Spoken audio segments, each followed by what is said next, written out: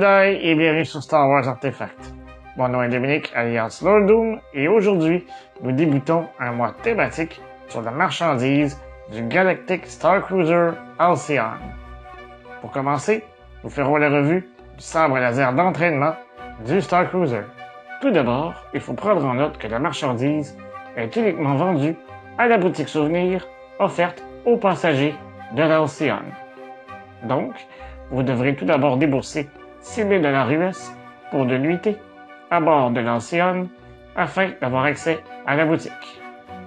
Sinon, vous devrez faire comme moi et vous trouver un contrebandier qui acceptera de vous procurer les items que vous souhaitez.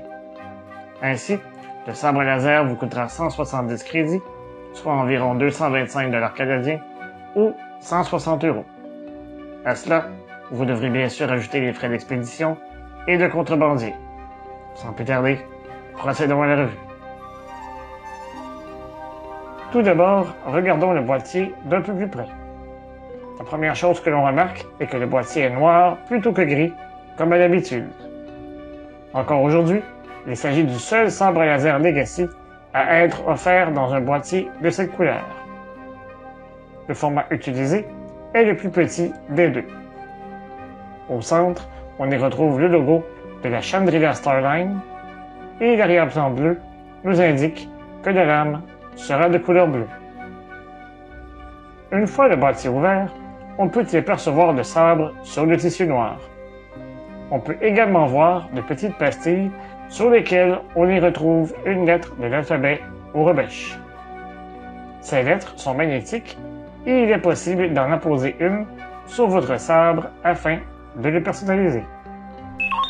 Avant d'analyser le sabre, n'oubliez pas de vous abonner à la chaîne, de cliquer sur la petite cloche afin de recevoir des notifications et de liker la vidéo afin de m'aider à poursuivre mon travail. Vous pouvez également me suivre sur Facebook, Instagram et Twitter. Tous les liens sont dans la description au bas de la vidéo.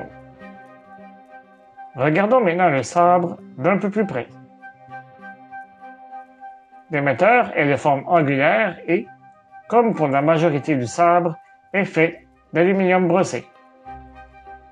Une petite portion noire peut également être observée à l'endroit où la lame peut être insérée. Ces anneaux ont été gravés afin de procurer un peu de style à l'émetteur. Sur la portion centrale, on y retrouve l'endroit où on peut y apposer une lettre Aurebesh. Dans ce cas-ci, j'ai apposé la lettre D qui correspond à la première lettre de mon prénom. On peut aussi apposer la lettre pour qu'elle soit lisible à la verticale. Je dois toutefois vous avouer que je suis déçu de la qualité de l'aimant. Pour l'exposer, c'est parfait, mais je n'oserais jamais me promener dans une convention avec une lettre aimantée car il ne fait aucun doute que je la perdrai. Tout juste en dessous, on y retrouve un bouton rouge décoratif. À l'arrière, on y retrouve deux petits détails nous rappelant un peu le sabre d'Anakin. La poigne contient de beaux détails. Tout d'abord, on y retrouve des bandes de caoutchouc noir qui facilitent l'adhésion au creux de la main. Au centre, on y retrouve une section noire faite de plastique. De chaque côté, on y retrouve des rainures gravées dans l'aluminium. C'est également à cet endroit que l'on y retrouve le bouton d'activation sagement dissimulé. J'aurais toutefois préféré que l'on utilise le bouton rouge puisque, lors de l'activité à bord du Star Cruiser, c'est ce bouton qui sert d'activateur. Tout juste en dessous, on y retrouve le pommeau. Il est fait d'aluminium brossé à l'exception de deux bandes noires faites de plastique. On y retrouve un anneau CoverTech nous permettant de le fixer à une attache pour la ceinture. À l'extrémité du pommeau, on y retrouve le logo de la Chandrila Starline, une touche que j'apprécie particulièrement. Une fois le pommeau dévissé, nous avons accès au compartiment des piles. Le sabre requiert 3 piles AAA. Si on le compare avec d'autres sabres Legacy, celui-ci est particulièrement léger.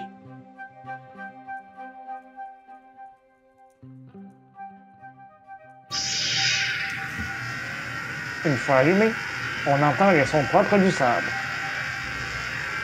Les sons sont vraiment uniques et j'apprécie vraiment l'effort qui y a été mis.